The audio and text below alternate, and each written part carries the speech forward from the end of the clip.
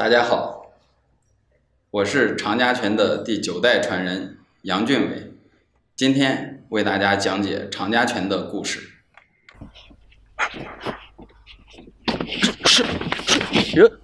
师兄，真是你啊！你怎么在这儿？我在练功呢。哦，我看你这练的像劈挂拳呀。你忘了我们64手当中里面也有劈挂。你看我平时练是练这个咏春拳，当然练咏春拳的时候，我为什么还要学习常家拳呢？我就因为我觉得常家拳就像一个文化的宝库一样，它不仅有不同的拳种，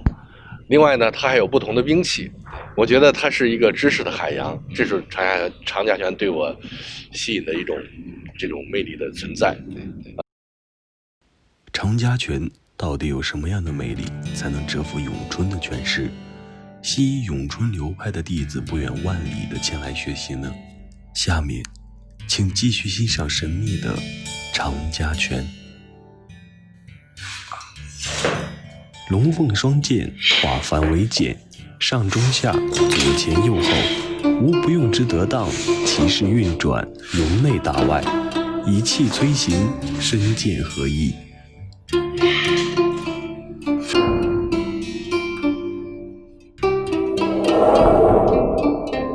世中阴阳相辅相成，刚柔相济，诡计多变，事少而精，实为双器械之精品。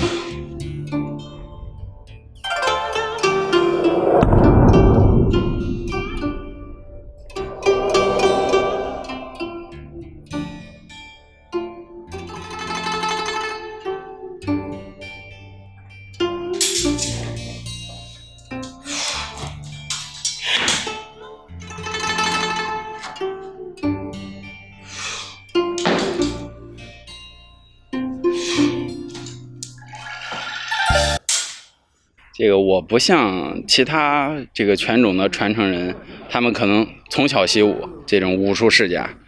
那我是从这个10岁都开始练武了，那其实已经比较晚了。他们是武术世家那种，可能从小受家庭环境的这种熏陶，从小就练。那我呢，家里面就我自己一个人去练武。那李连杰是从6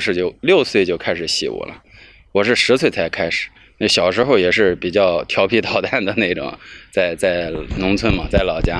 那时候身体素质其实也不是特别好，就比较弱。当时还得了一场病，急性肠胃炎，让我妈吓得不轻。但是当时就萌生，但是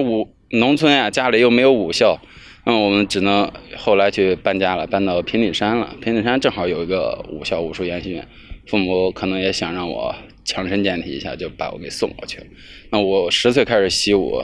现在想起来也有20年了，整20年的习武经历。但是在武校待了将近7、8年吧，那训练的场景还是历历在目的。这其中有一件事让我印象特别深刻的，就是小时候在武校练武，教练要求动作质量啊、标准啊。那时候在武校练的是竞技武术，就有一些空翻呀、套路呀，他追求的是高难美心嘛，在那儿去练。但是你一个动作可能不过关，那教练拿着棍儿就过来了，就是拿着教鞭，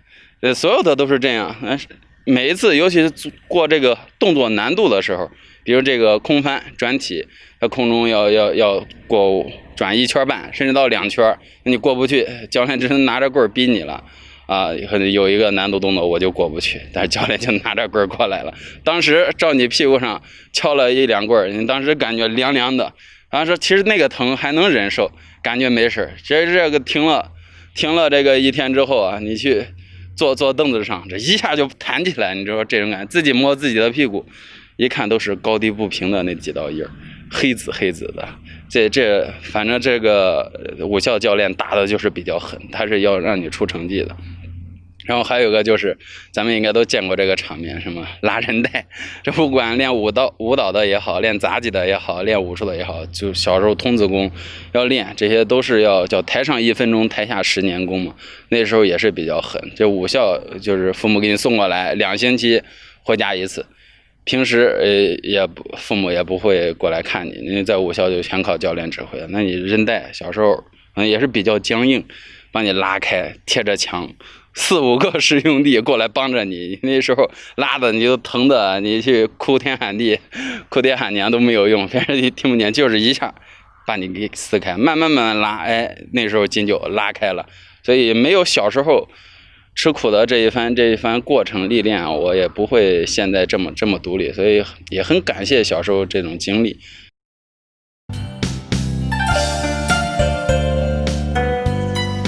乾坤单剑融汇常氏纯阳剑、八卦剑、武当剑、形意剑于一炉。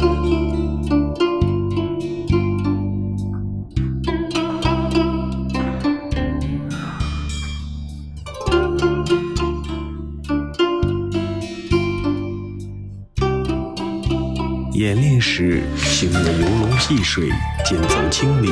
柔中刚发，气定神闲，内外贯通，形神达化，又似飞凤，远行于山川。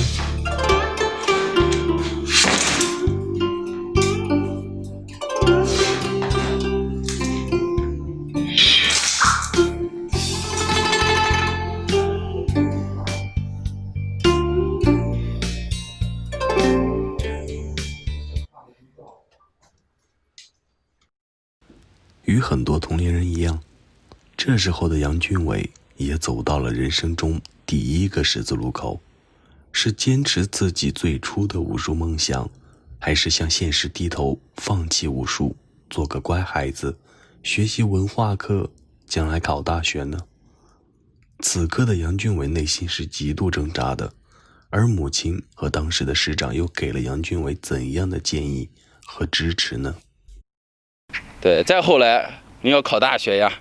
当时也是面临着这个2种选择。平顶山不是煤矿比较多嘛，它有煤技校，父母说要不你去考个技校，将来自己去矿上上班。因为我爸还有我哥他们都在矿上上班，想着让我走这，但是父母我妈不太想让我走这条路，因为觉得可能去挖煤啊，一是危险，再一个也是特别辛苦，一辈子可能一家人都窝在矿上，没有一个人出去。我妈后来又找我们学校的校长去谈，校长也是建议，既然孩子有这个特长，你让他还是上大学，不要上技校，